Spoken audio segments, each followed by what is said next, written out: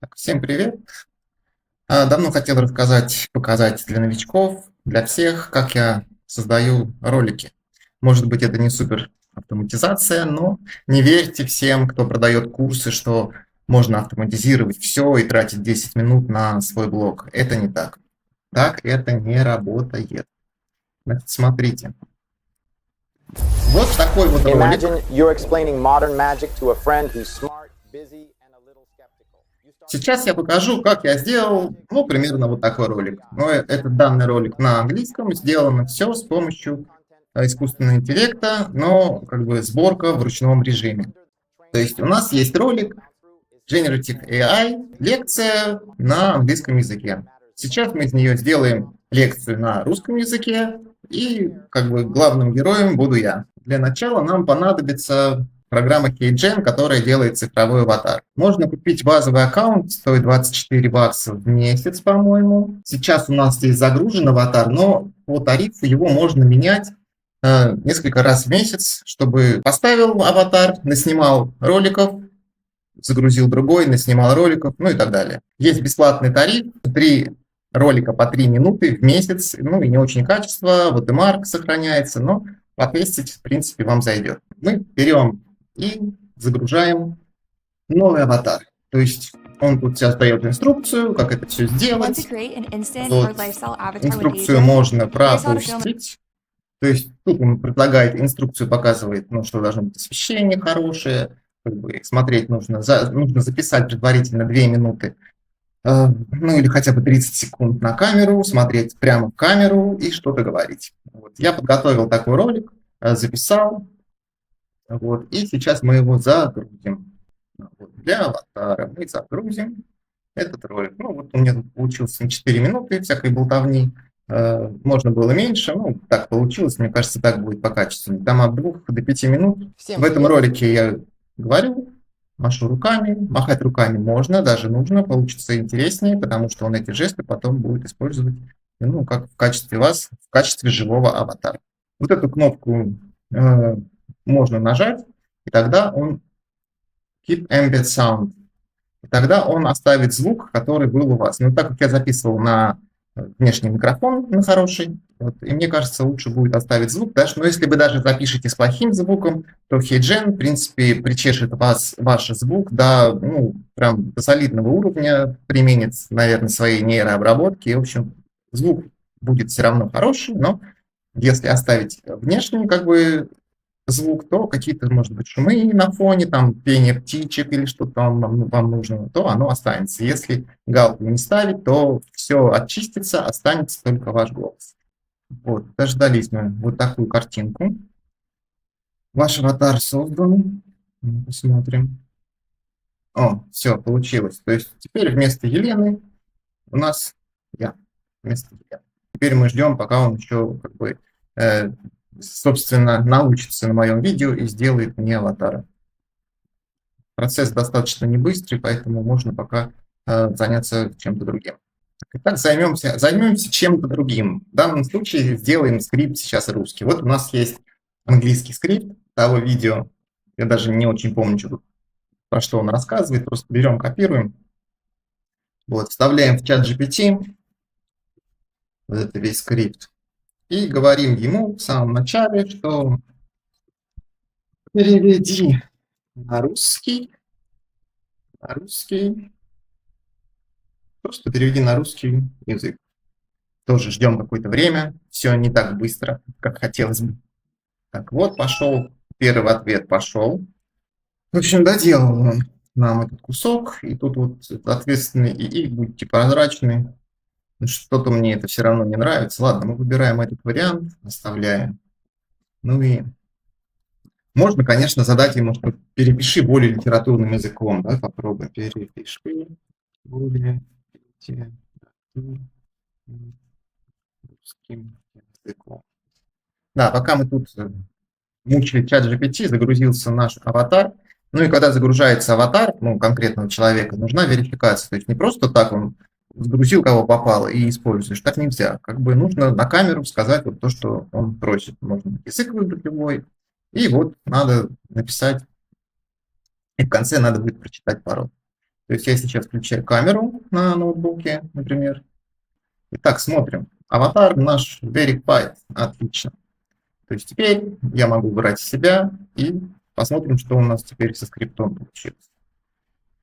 Идем обратно в чат GPT. Ну, давайте мы не будем проверять. Написал, что написал. Все, забрали этот скрипт. Можно на всякий случай его скопировать в Word куда-нибудь создать, ну, потому что это потом пригодится. Я расскажу, зачем это потом пригодится, чтобы не потерялся. Все, берем теперь этот скрипт и идем в HeyGen. Что мы делаем в HeyGen? Мы нажимаем «Создать новое видео», выбираем горизонтальный, ну, потому что так лучше из горизонтального. Всегда можно сделать вертикальный, тем более аватар у меня, ну, как бы вертикально стоит у стены. Так, что здесь? Очень, ну как не очень, есть много всяких настроек, можно особо, правда, в них не вдаваться. Покажу, что использую я. То есть мы меняем вот эту милую девушку на себя. То есть мы выбираем так, свой аватар. Вот, кстати, к аватару можно загружать до 300 разных ракурсов, разные там в машине, на улице, где хотите, можно снимать и как бы использовать этих аватаров на одном аккаунте. То есть не только одного себя у стены, а где-то еще в разных позах, как угодно. Выбираем себя. Introducing Avatar 4 for Digital Twins. Вот эту вот штуку мы выключаем, потому что она пока не очень сырая и корячит нам мимику. То есть еще и тут ограниченное какое-то время, 10 минут всего в месяц, даже на платной подписке дают. Ну, непонятная очень штука. Все, можно нажать, чтобы он сразу у нас убрал бэкграунд, потому что мы будем использовать себя без бэкграунда. Ну, что-то как-то не очень хорошо убрал. Давайте пока не будем, попробуем убирать бэкграунд с помощью CapCut. Может быть, получится лучше. Но функция такая есть. Значит, берем вот сюда мы свой скрипт. Вставляем, просто вставляем свой скрипт. Ну и по-хорошему можно было бы попросить чат GPT, чтобы он расставил паузы, расставил, есть язык разметки для HeyGen, но я как-то пробовал, не очень получилось. Тут более наглядно, можно просто ничего не делать. Вставили, как вставили. Он, в принципе, понимает знаки препинания, точки. И смотрим. То есть у нас тут мой аватар и Big Data, ну это меня так зовут Big Data, да. Есть звук. Вот. По умолчанию голос будет мой автоматически, но можно выбрать Eleven Labs. Вот лучше, правда, выбрать Eleven Labs не третий, потому что он тоже с русским языком пока не очень дружит, хотя, наверное, более динамично звучит. Выбираем обычный Eleven Labs, Multilingual версия 2. Вот. И вот здесь еще есть бегунки, параметры. Вот style, например, если чуть-чуть прибавлять, аватар начнет экать, бекать, мекать, ну, не очень прикольно, ну, как бы естественнее, как бы кажется, да, но не очень это прикольно. Вот, вот еще какие-то самые настройки, в принципе, можно поиграться, подобрать по стилю, по стилистике, как лучше, но это тоже можно пока оставить как есть. Вот. Еще рекомендуется для живости как бы разговора делать скорость на x, ну, на 1, хотя бы на 10% повышать, чтобы поживее было. Но мы пока оставим так, лучше потом в CapCut эту скорость поднимем, если будет слишком монотонно и нудно. Все, ничего больше не трогаем, выбрали Eleven Labs, запускаем. Вот он тут сразу определил, что у нас будет этот ролик 7 минут 30 секунд, и сейчас он как бы генерит этот звук. Представьте, что вы объясняете текст, картинки, музыку и видео из выученных закономерностей. Магия — это генеративный ИИ. В общем, он не просто разбирает данные, а создает новый. В общем, похоже на меня, достаточно, ну, может быть, монотонно. Все-таки, наверное, скорость чуть-чуть повысим. Ну, я просто привык ролики смотреть на полуторной скорости. Мало кто говорит быстро в своих видео. И слишком тягомотину тоже слушать не хочется. Но сделаем побыстрее. Все. Собственно, больше тут превью есть превью. В принципе, превью, оно заклеивает рот. Это так смешно. Можно нажать превью, вот, и посмотреть. Оно заклеивает рот, но, видимо, чтобы, ну, видимо, не скопировать. Не знаю, зачем. Ну, вот видно, что руками машет. Звук идет хорошо. Все. Нажимаем Generate. Ну, вызываем какое-нибудь видео там свое. Так, пример 1, допустим. Выбираем 30 кадров, все-таки 30 лучше, чем 25. И выбираем так, 4К. 4К на этом тарифе не дает. Можно вот только на втором тарифе, где командная, где, блин, 2 раза по 24. В общем, дорогой тариф. Ну, в принципе, нам Full HD достаточно будет. Все, выбрали, watermark отключен, нажимаем Submit и ждем. Все, ура! Все, поздравляют нас, мы сделали новый ролик. Ну, как сделали? Пока еще не сделали, вот он тут в процессе, он может, в принципе, генериться, не знаю, там от 15 минут до часа иногда бывает. Ну, видимо, от загруженности сервера зависит, не знаю. Ну, ладно, пока генерится наш ролик, он еще потом письмо пришлет, собственно, когда уже сгенерится, то есть можно отсюда уходить. Что у нас еще как в ушах остался? Просто говорящая голова на белом фоне неинтересно. Не согласна, да? Вот, есть замечательное приложение, ну, как приложение, Gamma App называется. Gamma. Вот, которое делает вам презентации, даже сайты какие-то уже сейчас делают, еще что-то делает. Я все не разбирался, я с помощью нее делаю презентации. Что мы выбираем? Мы выбираем традиционную, ну, чтобы было 16:9, чтобы не умещались в кадр наши слайды. Вот, и вставляем туда наш вот этот весь текст. Вот сюда прям так вот берем, вставляем. Вот, вставили. И теперь важный момент. Вот здесь есть... Лучше, конечно, выбирать последний вариант, чтобы он не менял текст. Потому что если выбирать вот этот или вот этот, он начинает немножко переписывать и может дойти до такого, что он чуть-чуть там изменит как бы слайд, а по реальному аватару, по реальной речи он будет не очень совпадать, и будешь думать, куда же его воткнуть. Так что оставляем вот лучше вот этот, чтобы он придерживался чисто моего текста. Нажимаем. Вот. У нас дальше появляется вот такое окошко. Он пытается автоматом нам разбить на части. Вот, есть выбирается функция card by card, и вот он смотрит по абзацам, он нам раскидал. То есть вот каждый вот этот кусок текста, это будет отдельный слайд, и у нас получилось здесь, ну, сколько у нас получилось? 14 слайдов. В принципе, можно что-то объединить, можно что-то еще разделить. Ну, давайте оставим так, достаточно, мне кажется, нормально. Так, теперь мы выбираем стиль, можно посмотреть стиль, как это будет выглядеть. Вот, View More, если посмотреть, будет примерно выглядеть как, ну, шаблон вашей презентации. Зелененький, синенький, беленький. Так, ну, я там как бы в белой майке, наверное, лучше выбрать что-то светлое, чтобы, если вдруг какие-то артефакты были не так заметны сильно на этом фоне. Ну, что-нибудь, что, да, все, почти все одинаковые. Почти, ну пусть будет вот это, допустим, синий шрифт, синие кнопки. Пойдет. Выбрали. Что еще? А, язык. Язык почему-то он иногда стал тупить, не определять. Ну, надо проверить, что язык тут у нас русский, а то он сразу этот текст нам и на английский сразу переведет и сделает презентацию на английском. Ну, в принципе, на любой язык, который скажешь, сразу на нем сделает. Можно выбрать, ну, что будут создаваться картинки с искусственным интеллектом. Модель автоматически выбирается. Ну, пусть тут вот разные всякие есть. Если у вас есть предпочтения, если вы уже шарите, какая модель лучше, ну, я обычно авто оставляю, не принципиально. Ну и стиль. Фотореализм, иллюстрации, еще какие-то. Ну, пусть будет фотореализм. Еще можно что-то дополнительно добавить. Вот. Ну, оставляем все по умолчанию, чтобы не загоняться. Так, и, наверное, мы все-таки сделаем так, чтобы слишком много текста. Получается, что весь этот текст, он как бы будет на слайде. Ну, мне кажется, наверное, слишком много. Если вам этого не надо, можно его чуть-чуть, вот, чуть-чуть уменьшить. То есть было вот так, так можно еще больше, ну, пусть будет средненький текст, вот такой.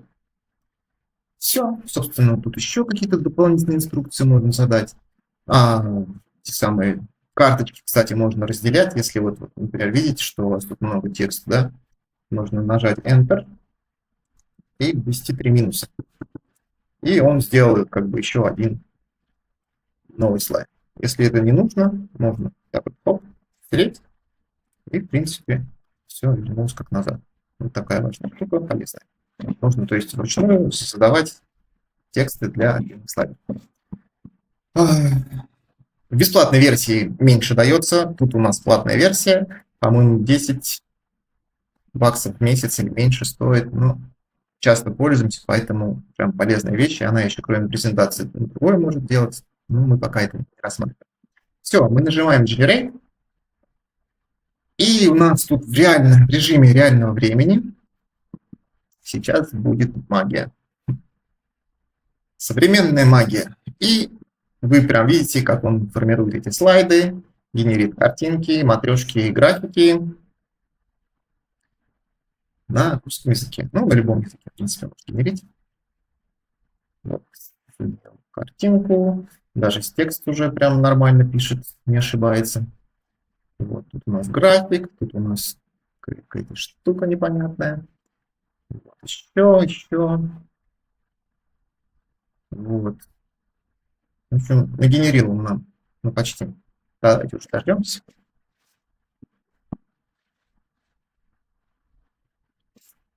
Нагенерил. Все. Нет, не все.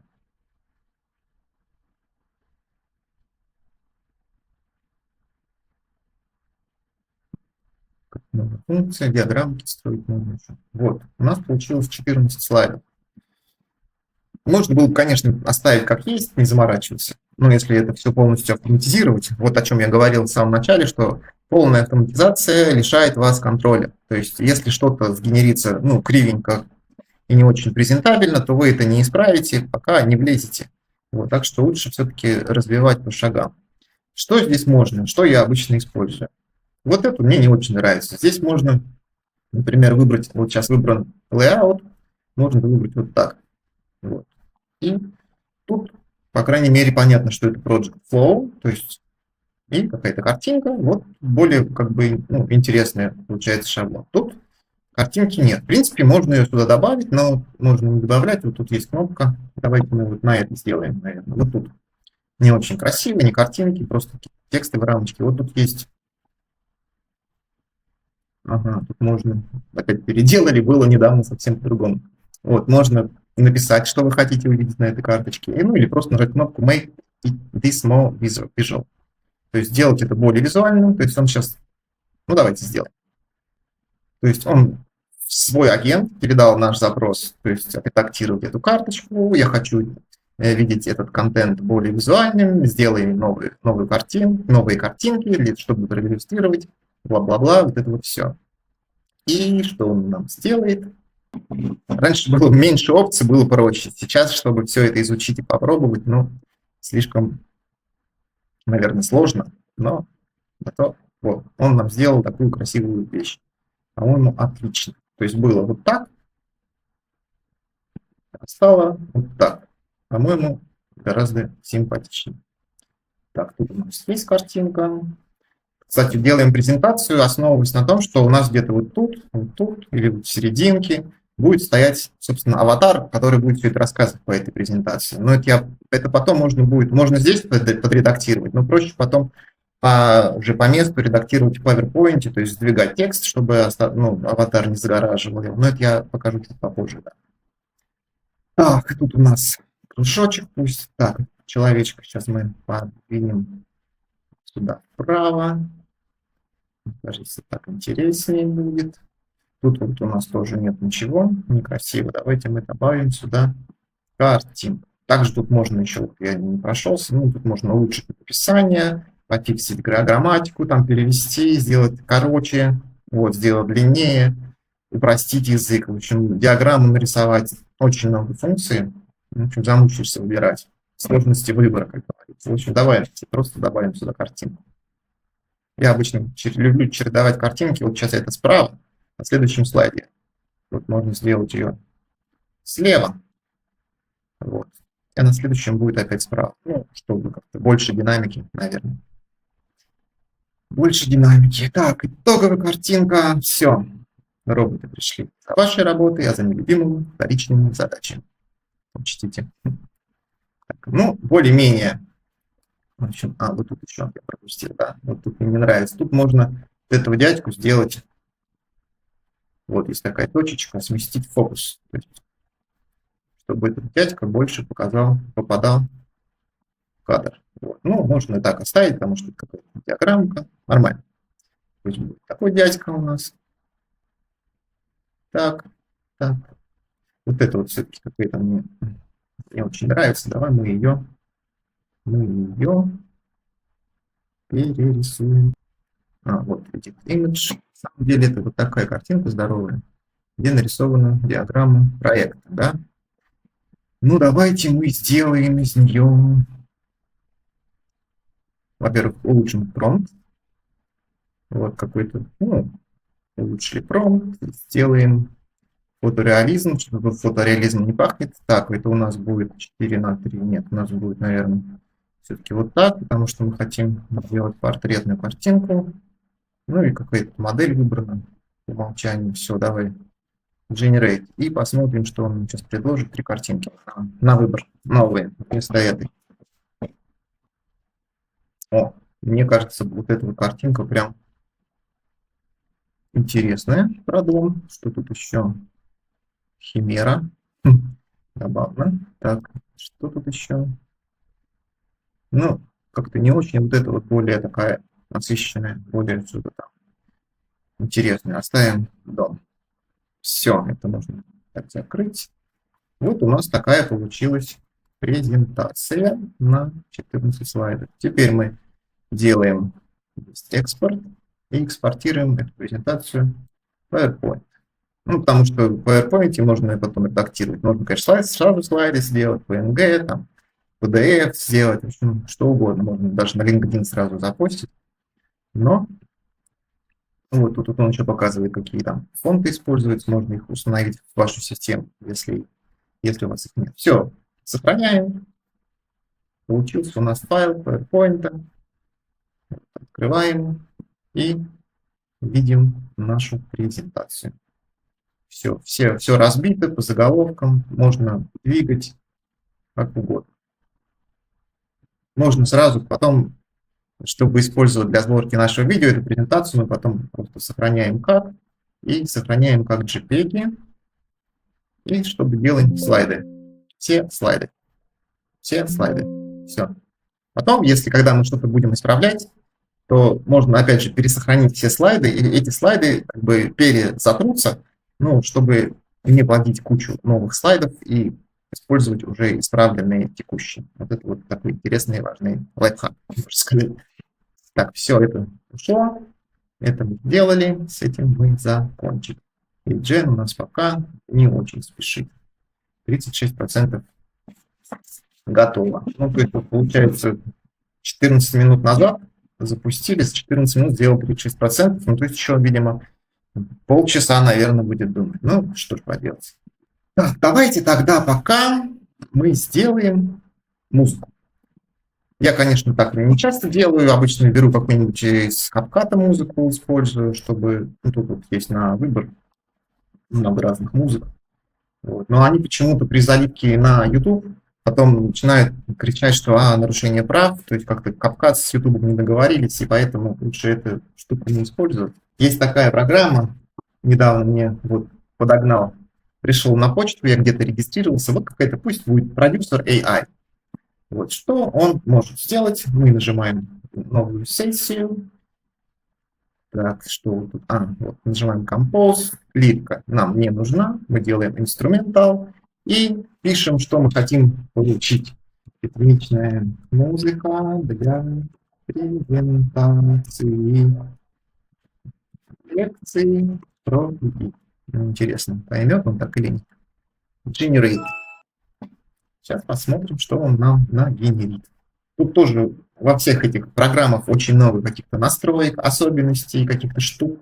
Но это нужно заниматься и вникать отдельно в каждую, если вам это интересно.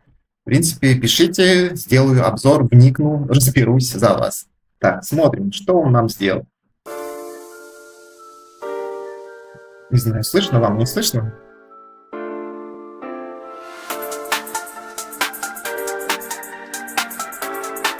По-моему, достаточно ритмичная музычка. В общем, слов нет, но какие-то писки, звуки. Ну, в принципе, да давайте оставим.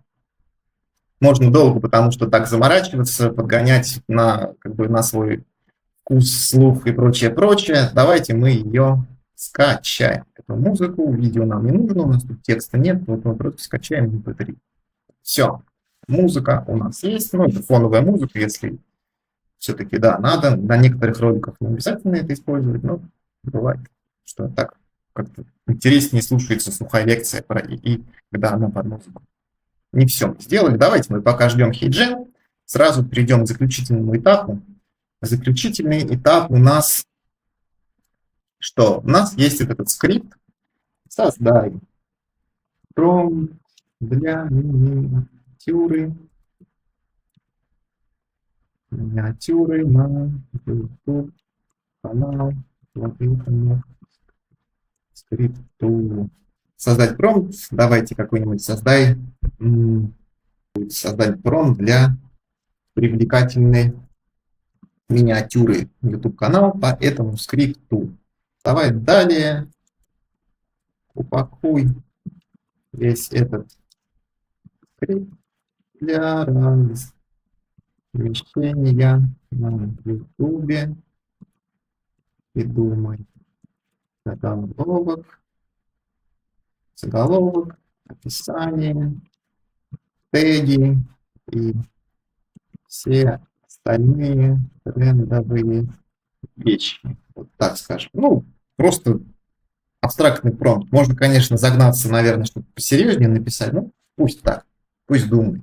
Так, ну и пока он думает, что мы делаем? Я обычно использую вот такой вот тоже как бы AI онлайн Photoshop у меня, ну, потому что обычный Photoshop дорогой, ну и тут все-таки хоть какая-то движуха, какое-то управление есть. Можно просто, конечно, сказать для нано-банана сгенери картинку, но давайте у нас это YouTube миниатюра, ну, потому что тут можно все-таки написать свой текст любым шрифтом, каким хочешь. Отличный запрос. Вот, промпт для миниатюры. Поехали. Заголовок. Так, ну смотрим промпт.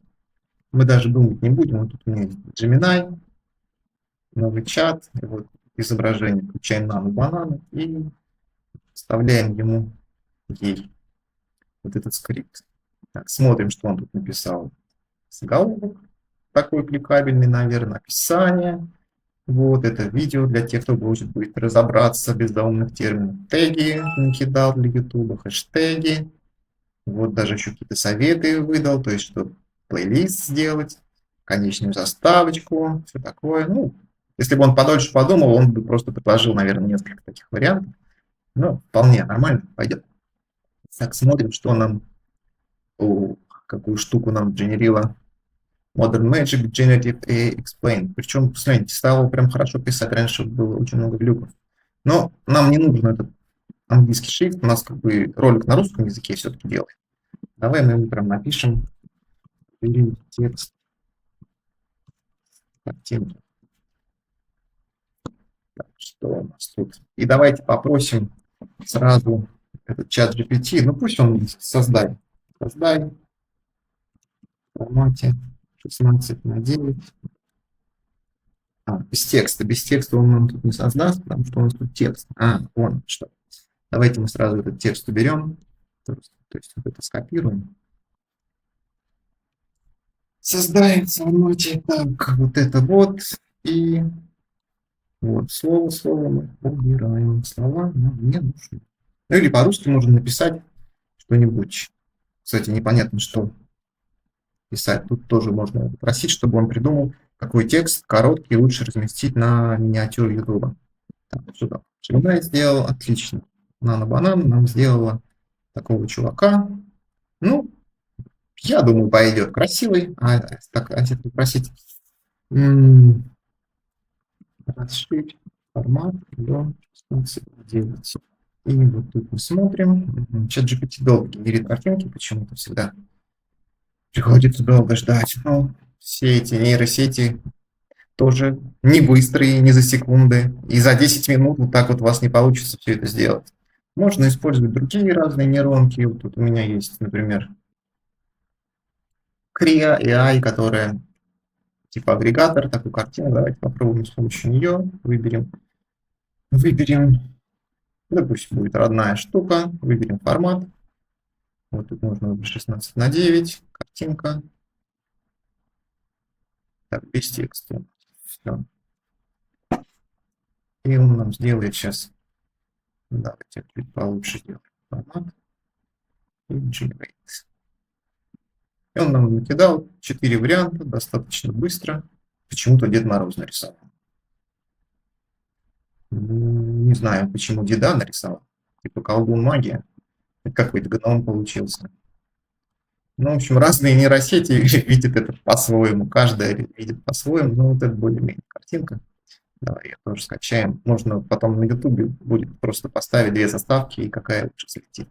Чат GPT у нас тоже сделал картинку, достаточно темную. Интересная фирма-производитель ноутбука. Ну, давайте тоже скачаем.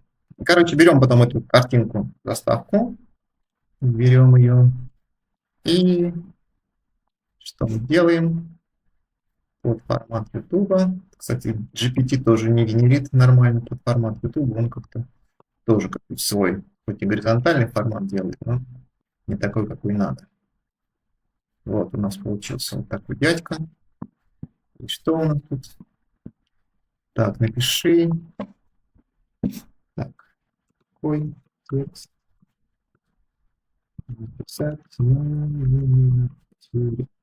Давайте мы что мы сделаем? Добавим сюда текст. Вот, шрифт на Гарри Поттер. Ну, кстати, нет, но он не читабельный. Шрифт, конечно, красивый, но не читабельный. Давайте вот так сделаем. Давайте сделаем все-таки белый.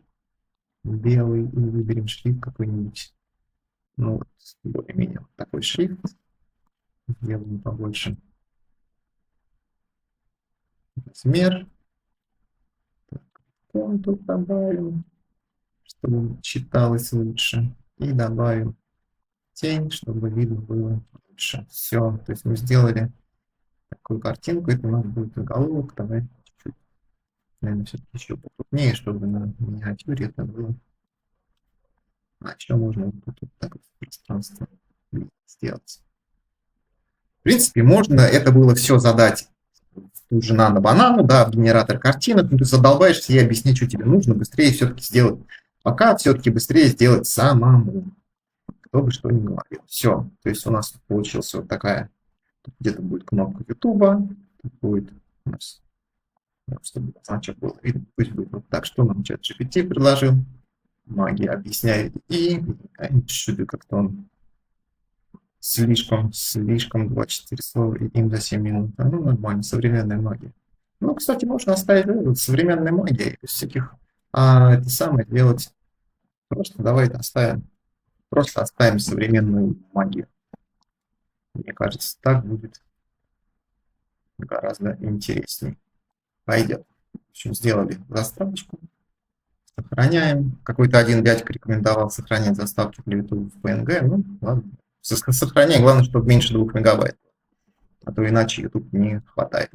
Что у нас? Ну можно сделать еще другими картинками. Давайте с другими картинками. Ну и можно разнообразить текст. Вот так вот.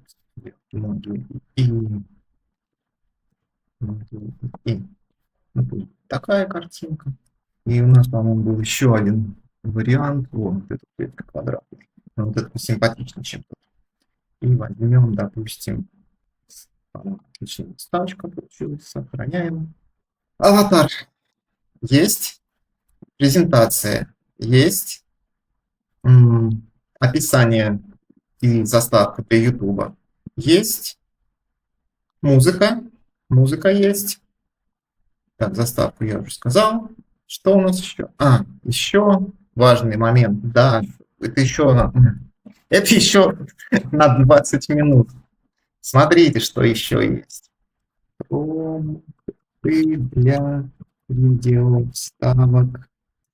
Это видео по скрипту. Видео. Я знаю, что Google Vids видео вставка у нас 8 секунд занимает. Значит, нам нужно, примерно на каждую минуту сделай 8 роликов. То есть, получается у нас 7 минут, пусть будет 8, значит, сделай 8 промптов на каждую минуту. Точнее, потому что все-таки это искусственный интеллект, и он немножко не телепат, не понимает, что ты хочешь. Все. Вот. И пока расскажу про Google Vids. Есть вот такая вот штука, если у вас, опять же, платный Google аккаунт, то есть Google Vids, который как Google Docs, Google Bits, как Google таблицы, вот, который позволяет генерить до, по-моему, 10. Ну, тоже каждый день меняется. Используя VO3, аватары тут. Ну, в общем, все нейросети соревнуются с друг другом, кто что лучше сделает, но пока Google Vids хорошо генерит только вот эти вот ролики по 8 секунд, причем он их генерит со звуком. Ну, качество, конечно, не очень, но это, можно сказать, условно бесплатная вещь, потому что реальные VO3 и всякие генераторы видео стоят достаточно дорого. Вот, он нам тут, ага, пошел. И что мы делаем? Вставляем сюда эту штуку. Можно до 10 тысяч символов описания сделать, то есть прям лично написать. Нажимаем Create, и генерится наша видеовставка. И вот он нам сделал порядка, вот они, 8 роликов нам сделал. Простора для фантазии, это как засядешь, можно сидеть долго как бы разбираться, пока не найдешь свое, то, что тебе нравится, свой промпт, свой визуал, свой, в общем, свою модель. Так что это не так все просто. Опять же, смотрим, что он нам сделал. Он нам сделал вот так. Вот мы уберем Insert и смотрим, что у нас получилось. Вот такой у нас волшебник. По-моему, прикольная вещь получилась. И какая-то музыка. Окей, сойдет. Добавляем новую сцену. Идем, берем второй промпт. Второй промпт. Потом сюда. Тут редактируем, убираем. Вставляем. Создаем. В общем, таким вот образом генерим все 8 промптов. В общем, сгенерилось у меня все 7 роликов. Вот такую в ленту. Можно было каждый по одному, конечно, сохранять, но проще сразу накидать и потом сохранить это сразу в один видеокусок и потом порезать. Ну, там даже в CapCut есть автоматическая кнопка Split Scene, и он нормально это сам порежет. Прикольно.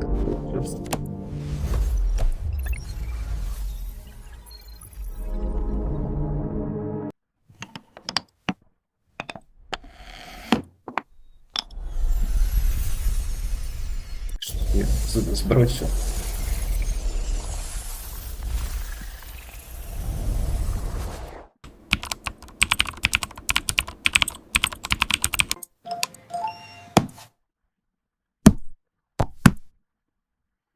Пока ждали Google Vids, который до сих пор еще думает, у нас сгенерился HeyGen, и мы его тоже скачиваем.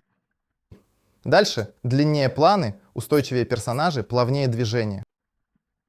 Собственно, все. Пора приступать к сборке. Об этом в следующих видео. В общем, получается примерно вот такая штука. На практике сейчас особенно важны 4 направления. RAG, мультимодальность, агенты и малые языковые модели. В общем, что-то получилось. Теперь все это надо собрать и выложить как отдельный ролик. Но сборку я, наверное, не буду проводить. Но если захотите, я сделаю еще один урок по CapCut, как я все это дело собираю. Ну, мне кажется, сборка — это просто как бы рутина, где нужно вставлять кадры, подгонять друг под друга, и ничего такого сложного. Тут тоже не так много функций, которые я использую. Вот. Но если захотите, сделаю отдельный урок по сборке видео. Вот, всем пока, спасибо, что смотрели, надеюсь, было полезно.